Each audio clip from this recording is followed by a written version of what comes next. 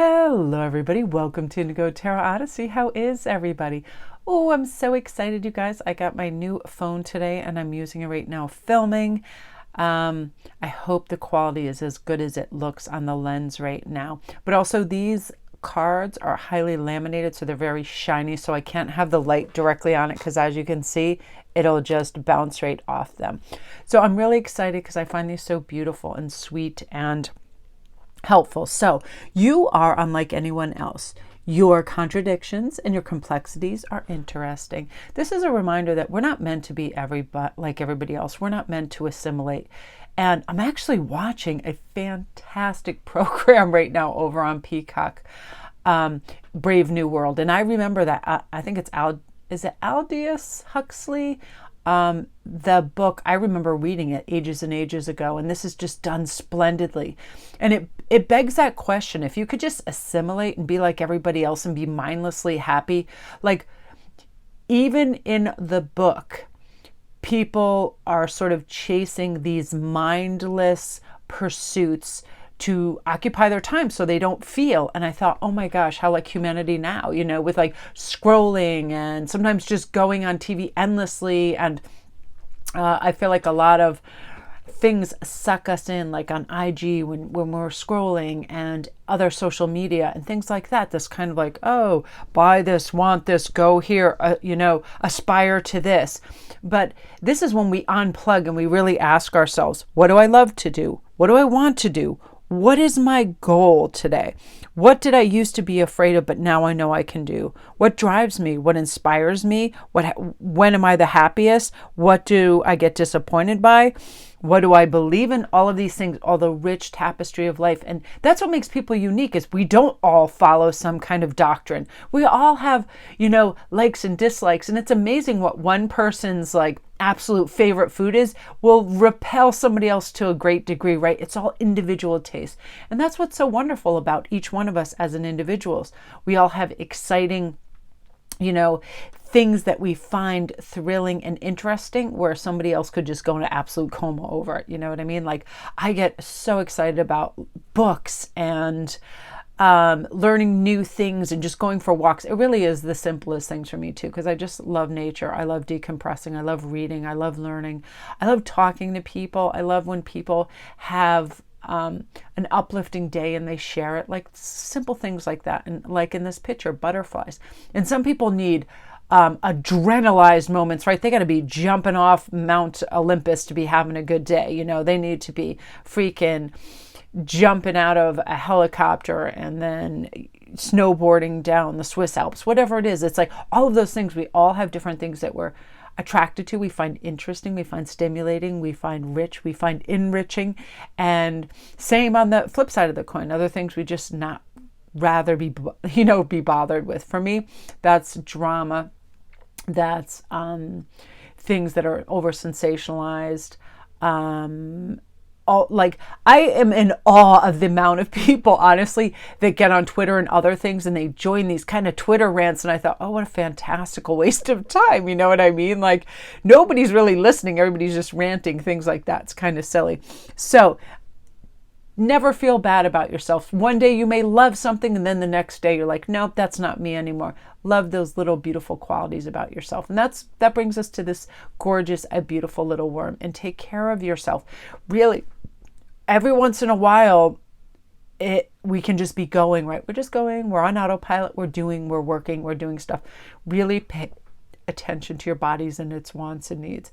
I had to do this a couple months ago. It was just really like a wake-up call when I was getting into my vehicle, and it's a rather low vehicle anyway. And when I was getting out, I was like, dude, you got like zero flexibility when it comes to this. Like I was using the door to help kind of like pull me up because I was like, my knees and other things. And I was like, you're way too stiff. You're not stretching. You're not exercising enough. And that was kind of like a wake up call. There will be little indicators for you. You will notice them, right? It might be your vision is not what it used to be. It may be that you let your diet go a little bit. It might be that you're just working yourself too hard. You're feeling you have to produce more. And I was listening to a podcast today and somebody hit the nail right on the head that sometimes we just don't know to put full on breaks and assess where we are mentally, physically, and spiritually. And sometimes when we think we're doing more by more, we're actually we're backpedaling because we're only 30% in the game. We're not really doing it. That's when mistakes are made. That's when we have to go and correct. So a good night's sleep is more important than trying to produce more or do more or push more. Really take care of yourself. This is also about boundaries, and I find boundaries to be hugely important. Think about the larger pattern, like what is most calming to you and what would you like to do differently? What can you do differently? And I love this one thing too that I read, and I was like, don't assume that present stress means future stress.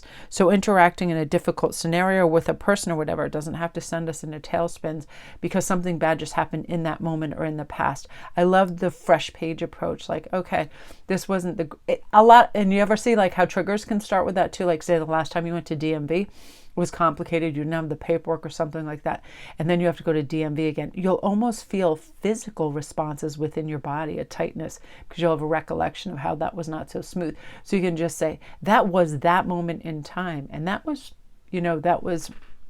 an experience I had, but it is not going to be like that every time. And that's sort of how you get that fresh page approach too. And this also says, protecting yourself from other people, places, or things, negative energies that you don't necessarily want or need. This isn't you springing out of bed on a Saturday morning and quickly looking at work emails and a bunch of other things that just pulls you back in, right? And then you feel like you already have all these obligations and pressures that might be awaiting you on Monday morning, or you think, and that now you've availed yourself to it over the entire weekend because now your head's in that game.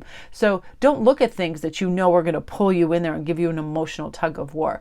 Really protect your private space and your privacy and your off days, and also your boundaries to other people. Because again, if your front door is always open, you're going to have things that fly in. You're going to have, visitors. You're going to have all of that thing. So if you're always making yourself accessible, it's like it's your energy that you're giving out. So to protect that as well, if you see you have a difficult mother-in-law or just anybody, and they're constantly calling you and you feel obligated to pick up, guess what? You're right back in that energy. So don't feel obliged to do anything for anybody when you're taking care of yourself.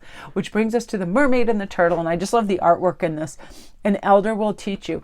Now there are no excuses. There are a gazillion wonderful people out there on TED Talks, on YouTube, on Instagram, like Psych Today, all these wonderful things that you can plug into, and people that have had these experiences that you've had prior can educate and help and smooth the way for you.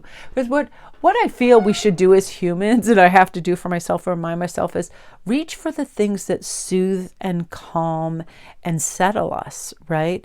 Things that help us breathe deeper and better and calmer and make us feel centered and grounded, as opposed to the opposite, looking at the news when things are in high jeopardy in certain areas, whether it's hurricanes or war, whatever it is. It's like our brain, our heart, our nervous system needs a break from all of that. So how can you soothe yourself today? What can you do that makes you feel good about the world and your place in it again? And there's lots of wise elders and teachers and people and speakers out there that can help you bring your perspective on that, the goodness and the warmth and the love and the connection, as opposed to anything different. So my beauties, that is what you're meant to hear today. Thank you so much for checking in. I hope you all have a great day.